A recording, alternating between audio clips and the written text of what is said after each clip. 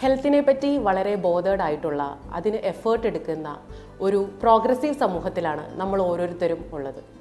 അതുപോലെ there is no health without mental health എന്നുള്ള സന്ദേശമാണ് ഓരോ ഒക്ടോബർ 10 നൽകുന്നത്. Hi, I am Lamia Saidanur, consultant rehabilitation psychologist, Alpha paediatric centre, Kalamassery. ഇന്ന് വേൾഡ് മെൻ്റൽ ഹെൽത്ത് ഡേ.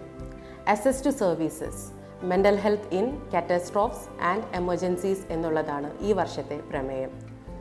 ദുരന്തങ്ങളിലും അടിയന്തര സാഹചര്യങ്ങളിലും മാനസിക ആരോഗ്യ ലഭ്യത ഉറപ്പുവരുത്തുന്നതിൻ്റെ ഇമ്പോർട്ടൻസ് ആണ് ഈ വാചകങ്ങൾ സൂചിപ്പിക്കുന്നത്.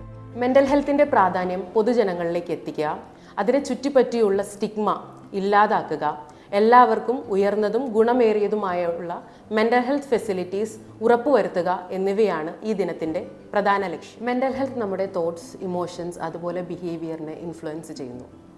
നല്ല മെൻ്റൽ ഹെൽത്ത് ഉള്ളൊരു വ്യക്തിക്ക് സമാധാനപരമായി ജീവിക്കാനും അതുപോലെ സമ്മർദ്ദങ്ങളെ ചെറുത്ത് മുന്നേറാനും സാധിക്കും. മെൻ്റൽ ഹെൽത്ത് എക്സസൈസസ് നമ്മളെ കാമാക്കാനും നമ്മുടെ ആത്മവിശ്വാസം ഊട്ടിയുറപ്പിക്കാനും ഹെൽപ്പ് ചെയ്യുന്നു. Deep breathing exercises, journaling, positive self talk, mindfulness എന്നിവ ഇതിന് ഉദാഹരണങ്ങളാണ്. Mental health is everyone's right. സഹായം തേടുന്നത് ധൈര്യത്തിൻ്റെ അടയാളമാണ്. Always keep in mind a sound mind in a sound body. Thank U.